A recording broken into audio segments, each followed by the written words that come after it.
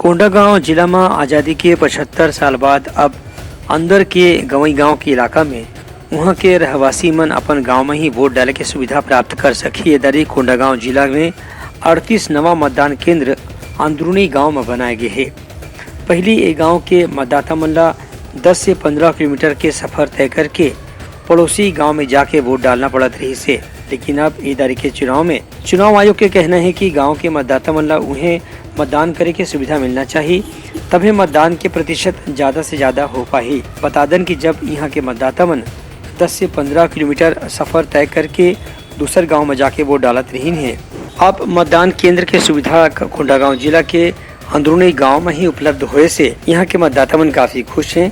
उमन विश्वास है कि इधर के चुनाव में गांव के हर मतदाता अपन वोट दे के अधिकार के उपयोग करी। बता दें कि कोंडागांव जिला के 38 गांव में नवा मतदान केंद्र खोले गए हैं। एक से यहाँ के मतदान प्रतिशत बढ़े के पूरा संभावना चुनाव आयोग के अधिकारी मन घलो जतावत हैं। ब्यूरो रिपोर्ट उतलंघा न्यूज।